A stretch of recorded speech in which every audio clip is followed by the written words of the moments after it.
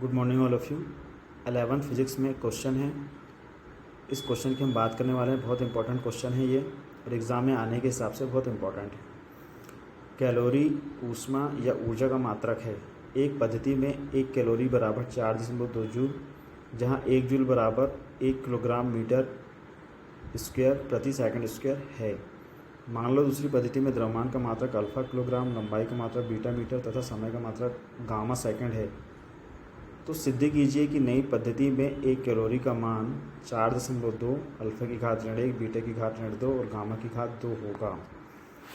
तो हमें ये जो चीज़ दी गई है इसमें हमें ये बताया गया है कि एक पद्धति है जिसमें 1 कैलोरी बराबर 4.2 जूल होता है और 1 जूल बराबर 1 किलोग्राम मीटर स्क्वायर प्रति सेकंड स्क्वायर है।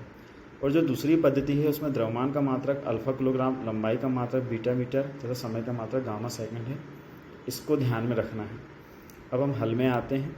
तो ऊर्जा का विभेद सूत्र होता है क्या, ब्रैकेट में m l की घात 2 t की घात ऋण 2 ब्रैकेट क्लोज। अब यहाँ पर क्या क्या दिया है देखते हैं। अब m की जो पावर है वो कितनी है, 1 है। तो a बराबर 1, b बराबर 2, c बराबर -2। अब जो सूत्र है इसका स्टैंडर्ड सूत्र है n2 बराबर n1 ब्रैकेट में m1/m2 की घात a इंटू L1/L2 की घात b, T1/T2 की घात c। अब हम क्या करते हैं कि जो दोनों पद्धतियां हैं इनमें अलग अलग द्रव्यमान भी हैं हमारे पास। तो m1/m2 बराबर 1 किलोग्राम बटे अल्फ़ा किलोग्राम। अब 1 किलोग्राम जो है वो हमने लिया है कौन सा, जो पहले दिया गया था, और जो अल्फ़ा है वो दूसरी पद्धति में है। तो क्या बनेगा, 1/अल्फ़ा बराबर बनता है कितना, अल्फ़ा की घात ऋण 1, मतलब अल्फ़ा इन्वर्स भी बोला जाता है इसे। L1/L2 बराबर 1 मीटर अपॉन बीटा मीटर। तो इसको सॉल्व करेंगे तो क्या मिलेगा, बीटा इन्वर्स।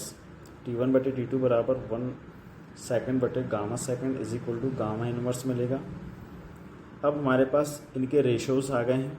इन रेशोज़ की वैल्यू को हम जब अपने फार्मूले में रखते हैं और साथ ही साथ ए, बी और सी की पावर्स को भी रखते हैं तो हमारे पास n2 बराबर 4.2 ब्रैकेट में अल्फ़ा की घात ऋण 1 और ब्रैकेट क्लोज के बाद ऊपर जो घात है वो है 1, बीटा की घात ऋण 1, फिर उसके ऊपर वो घात 2, फिर गामा की घात ऋण 1 और उसके ऊपर जो घात है वो -2 है।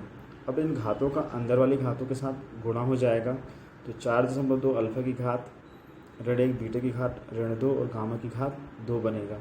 तो इस प्रकार हमने इसको प्रूफ किया है कि जो n2 होगा वो कितना होगा, 4.2 अल्फ़ा की घात ऋण 1, बीटा की घात ऋण 2 और गामा की घात 2 होगा।